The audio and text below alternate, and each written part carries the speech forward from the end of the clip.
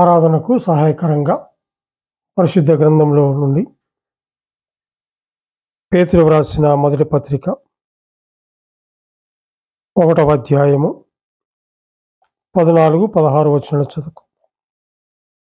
నేను పరిశుద్ధుడనై ఉన్నాను కనుక మీరును పరిశుద్ధులై ఉండుడని వ్రాయబడి ఉన్నది.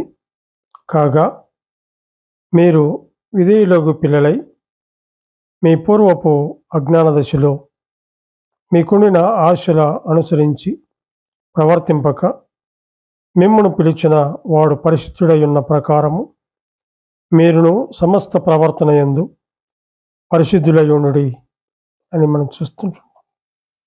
మన దేవుడు పరిశుద్ధుడు, ఆరాధనకు యోగ్యుడు, ఆయన స్తుతికి పాత్రుడు, పూజనీయుడు అయినటువంటి ఆయన్ను, అద్వితీయుడైనటువంటి ఆయన్ను, అతి కాంక్షణీయుడైనటువంటి ఆయన్ను, 10,000 మందిలో గుర్తింపదగిన దేవాతి దేవుణ్ణి ఉదయకాల వేళలో ఆయన పరాక్రమాన్ని, ఆయన బలమును, ఆయన శక్తిని, ఆయన గొప్పతనమును, ఆయన గుణగణములను, ఆయన లక్షణములను మనము, ఆయన దైవత్వమును, ఆయన మహిమానిత్వాన్ని మనము తలపోసుకుంటూ ఆయన్ను ఆరాధన చేయడానికి మనం చేరివచ్చాం. అయితే ఇక్కడ మనం గమనించినట్లయితే నేను పరిశుద్ధుడనై ఉన్నాను కనుక మీరును పరిశుద్ధులై ఉండుడి అని చెప్పి చూస్తాం. అవును, ఆయన ఎంత పరిశుద్ధుడు అంటే అక్కడ పేతురు రాసిన మొదటి పత్రిక 2వ అధ్యాయము 21 నుంచి మనం గమనించినట్లయితే క్రీస్తు కూడా మీ కొరకు బాధపడి మీరు తన అడుగు జాడలందు నడుచుకున్నట్లు మీకు మాదిరి ఉంచిపోయెను అంటూ అక్కడ 22లో అంటాడు, ఆయన పాపము చేయలేదు, ఆయన నోట ఏ కపటమును కనబడలేదు, ఆయన దూషింపబడి బదులు దూషింపలేదు, ఆయన శ్రమ పెట్టబడి బెదరక న్యాయముగా తీర్పు తీర్చు దేవునికి తన్ను తాను అప్పగించుకొనెను అని చెప్పి చూస్తున్నాడు. ఈ ఉదయకాల వేళలో మరి ఆయన ఆరాధించడానికి, పూజించడానికి వచ్చినటువంటి మనము, ఆయన ఎంత పరిశుద్ధుడు అంటే ఆయనలో ఏ పాపము లేదు, ఆయన నోట ఏ కపటము లేదు, ఆయన దూషింపబడి బదులు దూషింపలేదు, ఆయనలో ఎటువంటి పాపము లేదు, ఆయన పరిశుద్ధుడు, ఆయన నిర్దోషి, ఆయన నిష్కల్మషుడు, పాపులలో చేరక ప్రత్యేకముగా ఉన్నటువంటి ఆయన మనము స్తుతించవలసిన వారముగా ఉంటున్నాం. అంతేకాదు కానీ తిమోతికి వ్రాసిన మొదటి పత్రిక 6వ అధ్యాయము 15వ వచనంలో కూడా మనం గమనిస్తే ఆయన ఎటువంటి వాడో, ఆయన గుణగణములు ఎటువంటివో మనం ఇక్కడ చూస్తుంటున్నాం. శ్రీమంతుడును అద్వితీయుడునగు సర్వాధిపతి యుక్త కాలములందు ఆ ప్రత్యక్షతను కనపరచు. సర్వాధిపతి రాజులకు రాజు, ప్రభులకు ప్రభు అయి ఉన్నాడు అని చెప్పి చూస్తున్నాడు. ఆయన శ్రీమంతుడుగా ఉన్నాడు, అద్వితీయుడకు సర్వాధిపతిగా ఉన్నాడు. సర్వాధిపతి రాజులకు రాజు, ప్రభులకు ప్రభు అయినటువంటి ఆయన్ను మనం ఈ ఉదయకాల వేళ స్తుతించడానికి వచ్చాం. అవును, ఆయన పాపము చేయలేదు, ఆయన నోట ఏ కపటము లేదు. అంతేకాదు కానీ ఆయన దూషింపబడి బదులు దూషింపలేదు, ఆయన శ్రమ పెట్టబడి బెదరక న్యాయముగా తీర్పు తీర్చు దేవునికి అప్పగించుకున్నట్లుగా చూస్తున్నాడు. అవును, నేను పరిశుద్ధులను కనుక మీరు కూడా పరిశుద్ధంగా ఉండి ప్రభువు దినములో రొట్టె విరిచే కోడికలో ఆయన సన్నిధిలో చేరి ఆయన బల చుట్టూ ఒలివ మొక్కల వల్ల చేర్చబడి ఆత్మతోనూ సత్యముతోనూ పరిశుద్ధమైన జీవితము కలిగి ఆయన ఆరాధించాలని తండ్రి కోరుతుంటున్నాడు కదా. అంటున్నాడు కదా, అక్కడ ఏమంటున్నాడు, మీ పూర్వపు అజ్ఞాన దశలో మీకుండిన ఆశలను అనుసరించి ప్రవర్తింపక మిమ్మును పిలిచిన వాడు పరిశుద్ధుడై ఉన్న ప్రకారము మీరు సమస్త ప్రవర్తన యందు పరిశుద్ధులై ఉండండి. విధేయులకు పిల్లలై ఉండండి, ప్రవర్తనలో పరిశుద్ధులై ఉండండి. పరిశుద్ధుడై ఉన్న ప్రకారం మీరు కూడా పరిశుద్ధంగా ఉండి ప్రభువు దినములో ఆయన బల్ల చుట్టూ చేరి ఆత్మతోనూ సత్యముతోనూ పరిశుద్ధంగా ఆయన ఆరాధించాలని మనం చూస్తుంటున్నాం కదా. అంతేకాదు అక్కడ గమనించినట్లయితే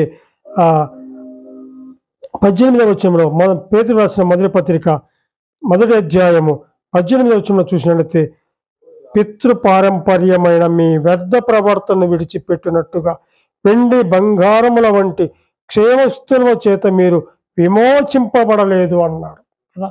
అవును, అక్కడ మనం గమనిస్తే వెండి బంగారముల వంటి క్షయవస్తువుల చేత మీరు విమోచింపబడలేదు. మనం ఎవరము అంటే రోమీయులకు రాసిన పత్రిక 8వ అధ్యాయంలో మనం అక్కడ చూస్తాం కదా. అక్కడ 5వ అధ్యాయంలో రోమీయులకు రాసిన పత్రిక 5వ అధ్యాయము మనం గమనిస్తాం. అక్కడ 6వ వచనంలో, ఏలయనగా మనం ఇంకా బలహీనులమై ఉండగా క్రీస్తు యుక్త కాలమున భక్తిహీనుల కొరకు చనిపోయెను అని చెప్పి చూస్తాం. అవును, మనం ఎవరమంటే బలహీనులమై ఉండగా కదా, భక్తిహీనుల కొరకు ఆయన చనిపోయాడు. అంతేకాదు కానీ ఇక్కడ 8వ వచనంలో చూసినట్లయితే, అయితే దేవుడు మన ఎడల తన ప్రేమను వెల్లడిపరుచుచున్నాడు కనుక మనం ఇంకా పాపులమై ఉండగా క్రీస్తు మన కొరకు చనిపోయాడు. అంత మాత్రమే కాదు కానీ క్రీస్తు మన కొరకు చనిపోయాడు కాబట్టి ఆయన రక్తము వలన, ఆయన రక్తము పరిశుద్ధమైన రక్తము, ఆయన రక్తము నిర్దోషమైన రక్తము, ఆయన రక్తము అందరి పాపాలను కడిగే రక్తముగా ఉంది కదా. ఇక్కడ గమనించినట్లయితే ఆయన రక్తము ఇప్పుడు నీతిమంతులుగా తీర్చబడి మరింత నిశ్చయముగా ఆయన ద్వారా ఉగ్రత నుండి రక్షింపబడదము అంటూ 10వ వచనం అంటాడు కదా. ఏలయనగా శత్రులమై ఉండగా అంటున్నాడు కదా, బలహీనమై ఉండగా, పాపులమై ఉండగా, శత్రులమై ఉండగా, సమాధానం లేని స్థితిలో ఉండగా మనల్ని ఏం చేశాడు, మనము దేవునితో ఆయన కుమారుని మరణము ద్వారా కదా సమాధానపరిచినట్లుగా మనం చూస్తాం. సోదరి సోదరులారా గమనించండి, ఉదయకాల వేళలో ఆయన ఆరాధించడానికి చేరి వచ్చిండగా పాపులమై ఉండగా, బలహీనమై ఉండగా, భక్తిహీనమై ఉండగా మనల్ని ప్రేమించాడు. ఎంతగా ప్రేమించాడంటే ఆయన పరిశుద్ధమైన రక్తాన్ని కారునంతగా మనల్ని ప్రేమించాడు. ఆ రక్తదారులు మన ప్రతి పాపమును కడుగునంతగా ప్రేమించాడు. ఎవరైనా కడిగారా?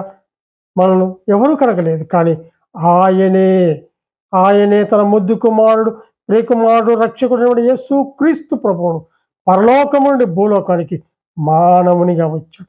ఆకారాన్ని కోల్పోయాడు, రిక్తుడైపోయాడు కదా, రిక్తుడైపోయాడు. ఏమి మిగిల్చుకోకుండా మనందరి కొరకు రిక్తుడైపోయాడు. అంత మన కొరకు రక్తాన్ని ధారపోసాడు. ఆ రక్త ధారణలో మన ప్రతి పాపమును కడిగాడు. ఆ రక్తం ఎటువంటిది? పేతురు రాసిన మొదటి పత్రిక 1వ అధ్యాయము 19వ వచనం చూస్తే ఆ రక్తము అమూల్యమైన రక్తం. ఆ రక్తం అమూల్యమైన రక్తం, పరిశుద్ధమైన రక్తము కదా. అమూల్యమైన రక్తము చేత అనగా నిర్దోషమును నిష్కలంకమునకు గొర్రె పిల్ల వంటి క్రీస్తు రక్తము చేత విమోచింపబడితిరని మీరు ఎరుగురుదురు కదా అని చెప్పేసి. నిష్కలంకమైన రక్తం, ఎటువంటి కల్మషము లేని రక్తము, అమూల్యమైన రక్తము, పరిశుద్ధమైన రక్తము. ఆ రక్తములో నీ పాపమును నా పాపమును కడిగి పరిశుద్ధులుగా చేశాడు. పరిశుద్ధులైనటువంటి దేవుణ్ణి స్తుతించే భాగ్యాన్ని అనుగ్రహించాడు. అటువంటి దేవుణ్ణి ఈ ఉదయకాల వేళలో ఆత్మతో సత్యముతో మనం ఆరాధన చేయవలసిన వారముగా ఉంటున్నాం.